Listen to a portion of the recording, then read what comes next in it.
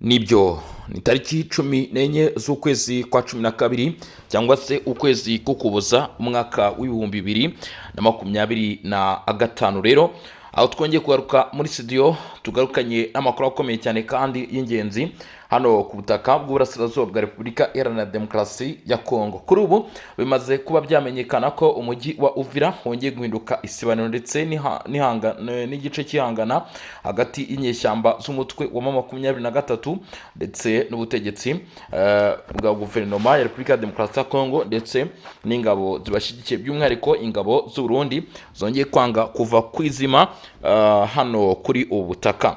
Andi makuru akomeje kugenda amenyekana, inyeshyamba zo mu mutwe wa M23 ziri kurwana hano mu bice zikomeje gusora inyandiko zigiye zitandukanye, ndetse muri izi nyandiko hakaba harimo gushinja ubutegetsi bwa Kinshasa kurasa mu bice bituwe n'abaturage. Ni mu gihe ibiri kuvugwa n'izi nyeshyamba byongeye kugaragaza isubukurwa ry'imirwano ikomeye cyane kugeza kuri ubu ngubu. Aya ni amakuru kandi yongeye kugaragaza yuko ubutegetsi bw'u Burundi bwongeye guhagarara ku ijambo ryabwo, bugaragaza yuko bugomba kurinda ubutaka bw'iki gihugu guhera mu mpande zose zigiye zitandukanye. Igihugu cy'u Burundi cyongeye gutangaza yuko ku bijyanye n'ubusugire bwacyo cyangwa se mu by'ukuri ku bijyanye n'umutekano wacyo batazigera bajenjeka. Ibi biraturuka ku kuba inyeshyamba zo mu mutwe wa M23 kugeza kuri uyu munsi bivuga ko zirimo zirasatira cyane ibice by'u Burundi. Aya makuru kandi akomeje kugenda amenyekana, aragaragaza yuko ubutegetsi bwa Kinshasa kuri ubu bukomeje kugerageza gutanga ibisa nk'ibirego cyangwa se kwereka isi yose ko bakomeje mu by'ukuri guhura n'uruva gusenya. Ibi byose bakaba bavuga ko biri gukorwa umujyo w'ihonyorwa ry'amasezerano y'amahoro. Ikindi kandi ubutegetsi bukaba bwongeye kwerekana ndetse no kugaragaza ishusho yuko bwaba bwaratewe n'ibihugu by'amahanga, nk'uko buvuga ko igihugu cy'u Rwanda ari cyo kuri ubu cyaba kiri gufasha abo mu mutwe wa M23. Ni ku butaka bw'uburasirazuba bwa Repubulika Iharanira Demokarasi ya Kongo tugiye kuba twagaruka ku makuru akomeje kugenda amenyekana cyangwa se ku makuru ari guturuka muri bice. Hanyuma rero kuba tarakanda subscribe cyangwa se sabone ndabasaba kubikora, ndetse kuwamaze kubikora mu bice bitandukanye muherereyemo mwese ndabashimiye kandi mbifurije kugubwa neza. Mu by'ukuri abari mu gihugu cy'u Burundi, abari muri Repubulika ya Demokarasi ya Kongo, abari Uganda, mu Rwanda ndetse n'ahandi bihugu bigiye bitandukanye, mwese nongeye kubaha ikaze kandi mbifuriza kugubwa neza.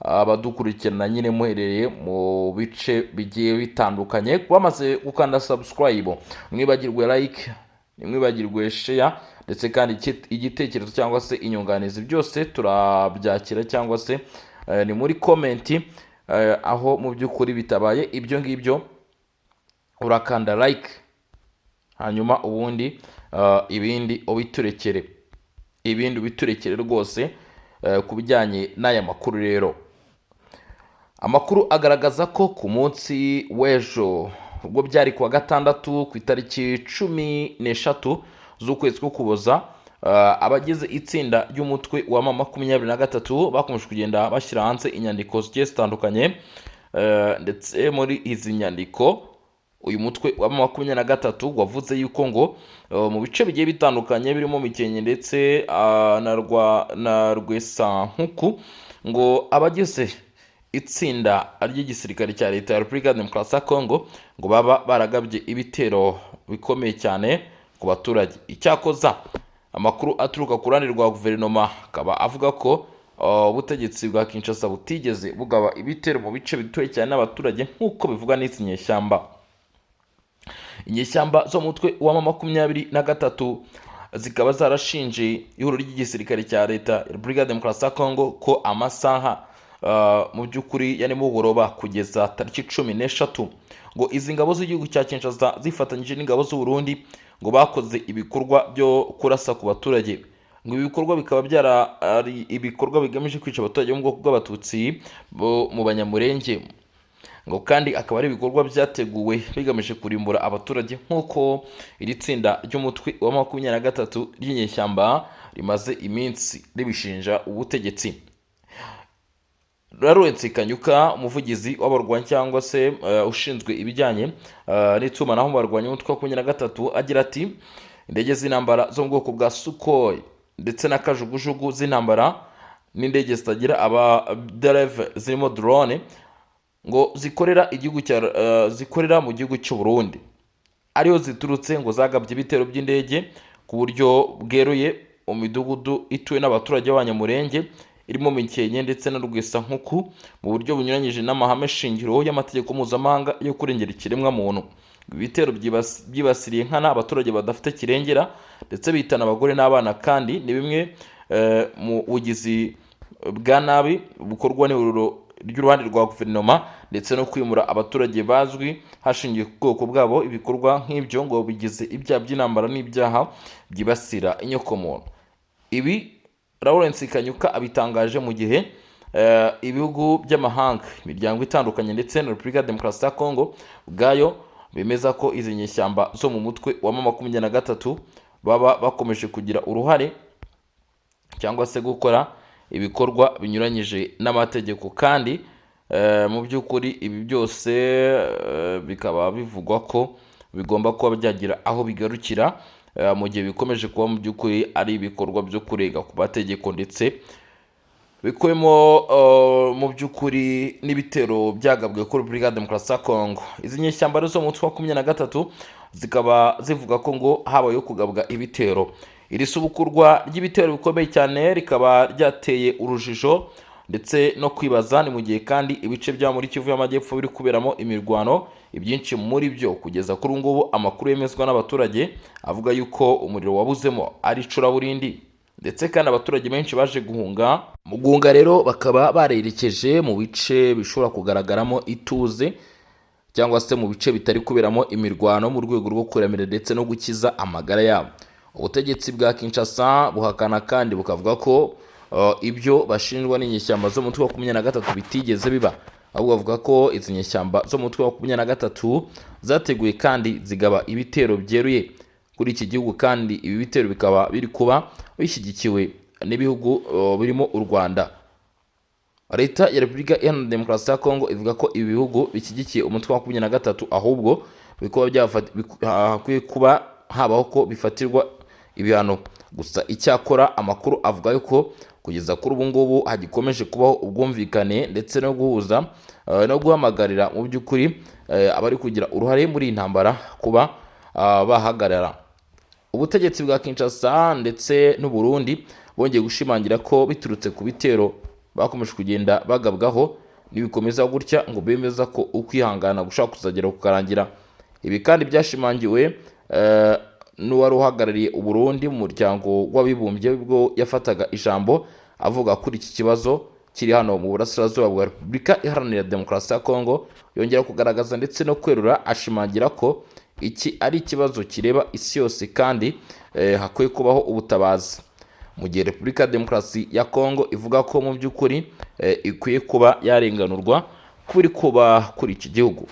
Abategetsi ba leta ya Repubulika ya Demokarasi ya Kongo kugeza ku mukuru w'igihugu ntibahwemye kugaragaza ndetse no kwerekana ishusho yuko iki gihugu cyaba cyaratewe n'ibihugu birimo u Rwanda. Icyakoza u Rwanda rurabihakana rukavuga ko kugeza kuri ubu ngubu ikibazo cy'intambara ndetse ikibazo cy'imirwano iri mu burasirazuba bwa Repubulika Iharanira Demokarasi ya Kongo atari ikibazo cy'u Rwanda cyangwa se atari ikibazo cyatewe n'u Rwanda, ahubwo ari ikibazo cy'abanyekongo ubo ubwabo ku giti cyabo. Ndetse kandi ubutegetsi bukavuga ko ngo u Rwanda mu by'ukuri rurenganwa. Icyo u Rwanda ruvuga ko ngo ahubwo rukeneye imbaraga zihutirwa mu kurwanya umutwe wa FDLR ubarizwa hano ku butaka bw'uburasirazuba bwa Repubulika ya Demokarasi ya Kongo. U Rwanda rudahwema kugaragaza ndetse no kuvuga yuko ngo uyu mutwe ugamije kurungamiriza umutekano kandi ariho ntandaro y'ubwumvikane buke bukomeje kubaho ndetse n'ibibazo Repubulika ya Demokarasi ya Kongo ifite, kuko ku bw'izo mpamvu u Rwanda rugaragaza cyangwa se rwongeye kwerekana ishusho yuko ibijyanye n'ingamba z'ubwirinzi zashyizweho ari ingamba zigamije gukumira uyu mutwe. Cyakoze ubutegetsi bwa Kinshasa buvuga ko bwabashije kwitandukanya n'uyu mutwe ndetse bukaba buri muri gahunda mu by'ukuri buri muri gahunda yo kurwanya icyo kibazo. Ibi rero mu by'ukuri bikaba ari ibyavuzwe ku ruhande rw'u Rwanda ndetse n'uruhande rwa Repubulika ya Demokarasi ya Kongo. U Rwanda ngo rwaba rwagize icyo ruvuga ndetse ruvuga ko Repubulika ya Demokarasi ya Kongo ngo ibikorwa byayo byaba bigaragaza byaba bigira ingaruka ku baturage b'abanyamurenge, ndetse u Rwanda mu kanama k'umutekano k'umuryango w'abibumbye, ambasaderi w'u Rwanda muri uyu muryango w'abibumbye Martin Ngoga yanenze umuryango mpuzamahanga kuko waba utitaye ku mpungenge z'umutekano uterwa n'umutwe w'iterabwoba FDLR ndetse n'ubwicanyi bukomeje gukorerwa abanyamurenge mu gice cya Minembwe. Uyu Martin Ngoga rero dore ibyo yatanze ubu butumwa tariki 12 Ukuboza no 2025 ubwo ibihugu bigize akanama karoni gashinzwe umutekano byaganiraga ku mirwano yari imaze iminsi ndetse nakomeje ihanganishije 23 umutwe ubarizwa mu ry'uruzi rwa Kongo ndetse n'urw'ingabo za Repubulika ya Demokarasi ya Kongo mu bice biri mu kibaya cya Ruzizi mu ntara Kivu y'Amajyepfo. Nibwo rero ambasaderi Martin Ngoga yatangaje ko iyo mirwano yatewe no kurenga ko gahenge kw'ingabo za Repubulika ya Demokarasi ya Kongo, iz'u Burundi, imitwe ya Zarendo, umutwe w'iterabwoba FDLR ndetse n'abacanshuro, kandi mbere hose leta ya Repubulika ya Demokarasi ya Kongo ngo yaba yarigambye bitandukanye n'ibyo yemereye mu biganiro by'amahoro bya Doha muri Qatar. Uyasobanura ko birenze ibi kuva mu 2017 ingabo za leta ya Repubulika ya Demokarasi ya Kongo ni imitwe itwaje intwaro urimo Mai Mai byagabye ibitero ku baturage b'abanyamurenge batuye mu Minembwe. Kugeza kuri bikaba bimaze gusenya ngo 85% by'imidugudu yabo.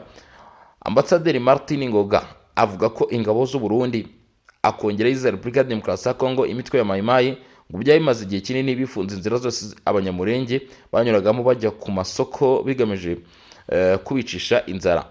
Icyakoza kuri ingingo ubutegetsi bwa leta ya Repubulika ya Demokarasi ya Kongo ndetse n'igisirikare cy'u Burundi bavuze ko hari inzira zifunguye, kandi inzira zafunzwe ari inzira zakoreshwaga mu kugaba ibitero mu bice bitandukanye birimo no gusatira utu duce twa Uvira ndetse n'aha mu kibaya cya Rusizi. Nk'uko yakomeje abivuga ngo ibitero by'indege na za drone ubwo ni Martin Ngoga z'intambara ku midugudu y'abanyamurenge n'inkambi bahungiyemo mu bice birimo Mikenye, byakaje umurego ndetse ngo bikaba bibaye byinshi cyane muri uyu mwaka, ariko ko umuryango mpuzamahanga ntacyo wabikozeho kandi wabirebesheje amaso.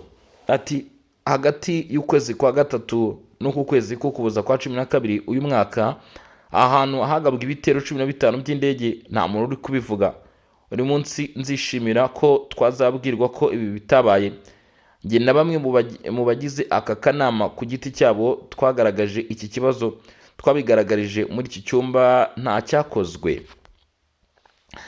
Asa n'unurira ambasaderi Ngoga yabaje ati mureke mbaza ikibazo, ese akanama gashinzwe umutekano ntikigeze kamenya iki kibazo cyangwa se kasanze kitakareba?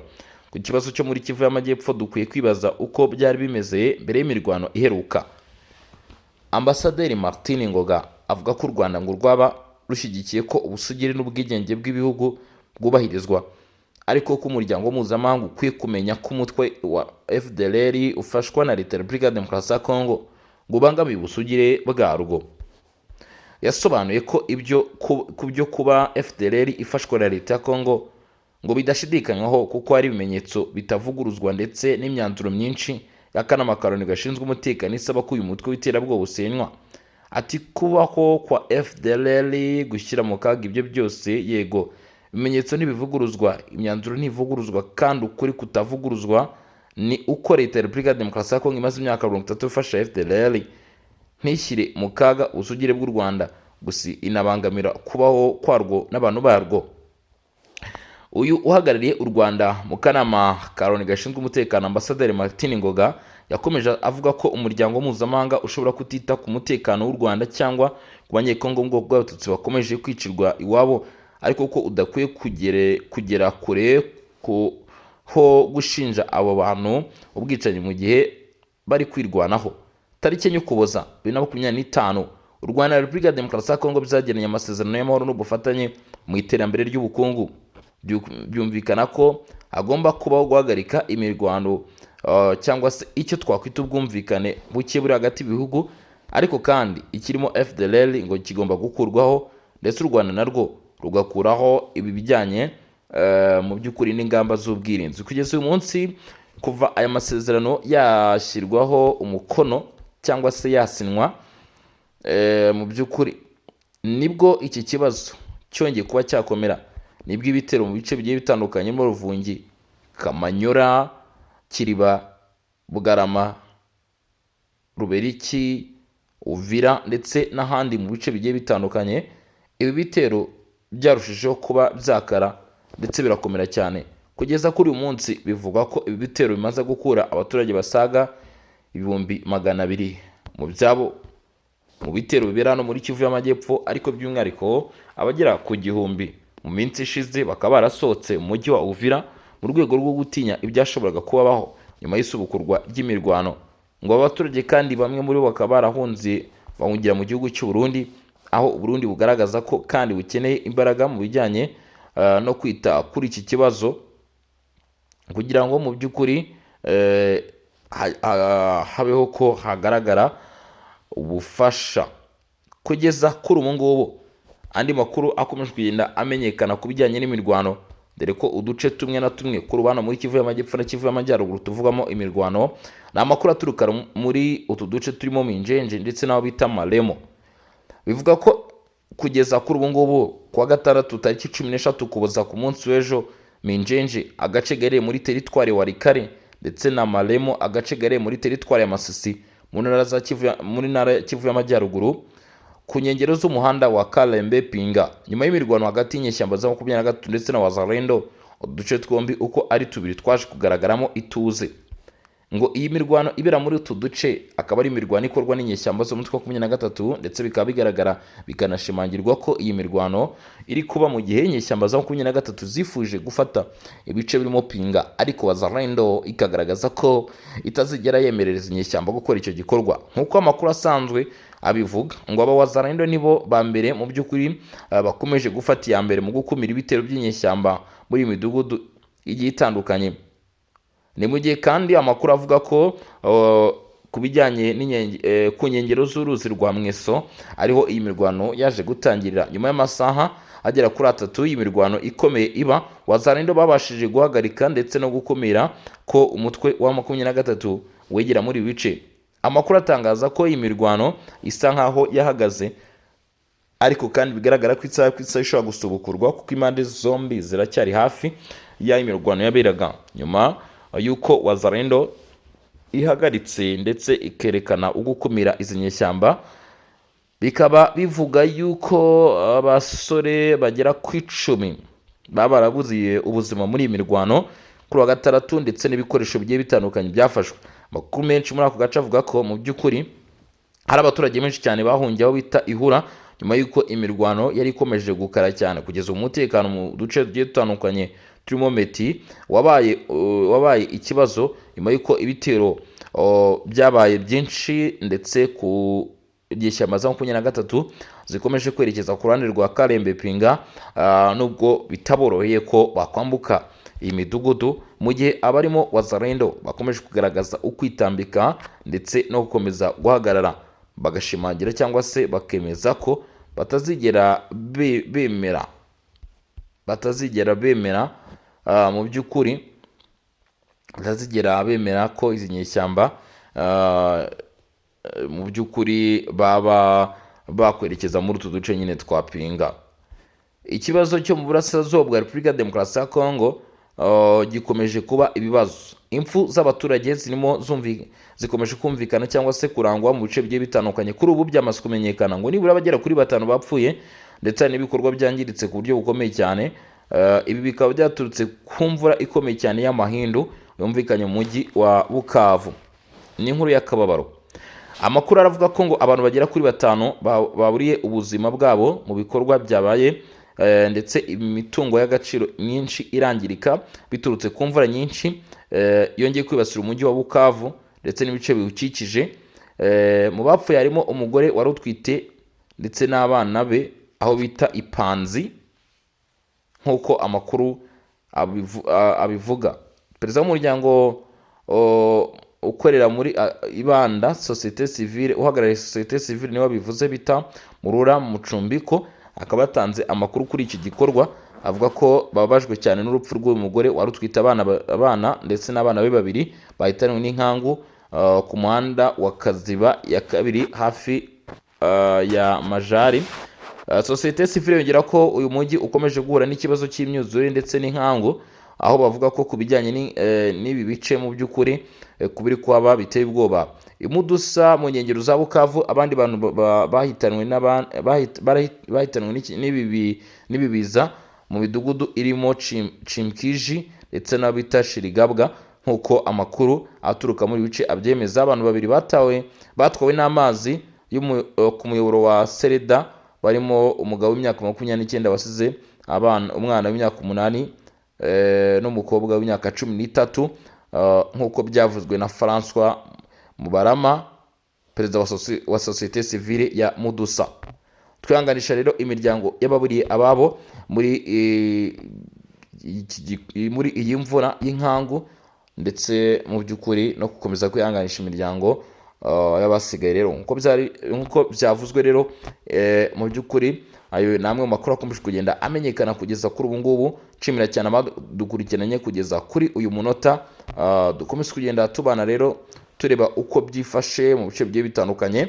Ngiye mvuga kuri mikoro na Bosco, iyi ni Legion Info, ndetse nshimira abadukurikiranye muri mu bice bigiye bitandukanye. Ngira nti muri Imana akomeze kubana namwe, imigisha ikomeze kubahundagaraho. Murakoze cyane, turasubira mu masaha imbere tureba n'ibindi biraba bigezweho.